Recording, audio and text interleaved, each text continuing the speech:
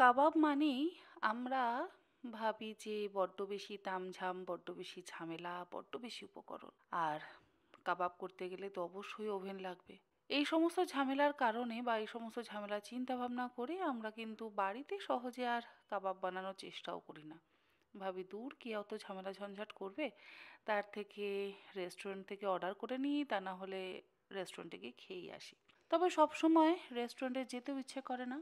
Basic কিছু মশলা দিয়ে আজকে আমি এই কাবাবটা বানাবো। তার জন্য গ্রাইন্ডিং জারের মধ্যে নিয়েছি 25 কোয়া রসুন, 7-8টা কাঁচা পাকা লঙ্কা, 2 টেবিল চামচ পরিমাণে সাদা তিল, হাফ কাপ পরিমাণে রোস্টেড চিনিবাদাম, তার সাথে 1 মুঠো ফ্রেশ ধনেপাতা, 1 চা চামচ লবণ দিয়ে একটা মশলা তৈরি করব।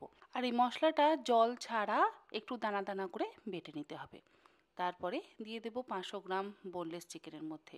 আর দেব একটা পাতিলেবুর রস, একটা ডিম, 2 টেবিল চামচ পরিমাণে কাজু বাদামের গুঁড়ো, তার সাথে 4 থেকে 5 টেবিল চামচ পরিমাণে কর্নফ্লাওয়ার। আর যেটা না দিলে নয় সেটা হচ্ছে টক দই। 3/4 কাপ পরিমাণে টক দই দিয়েছি। কোনো রকম হাঙ্কার বা জল ঝরানো টক দই ব্যবহার করিনি, নর্মাল টক দইয়ের ব্যবহার করেছি। এরপর সমস্ত কিছু একসাথে ভালো করে মেখে নিলাম।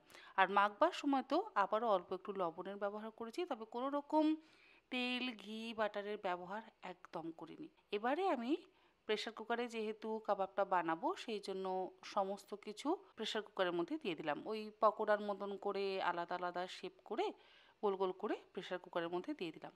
আর প্রেসার কুকারের মধ্যেও কিন্তু এক ফোঁটাও তেল আমি ব্রাশ করিনি, মানে তেলের চিহ্ন মাত্র নেই এই কাবাবটা বানাতে। 2টো সিটি দিয়ে আমি জাস্ট চিকেনগুলোকে সেদ্ধ করলাম।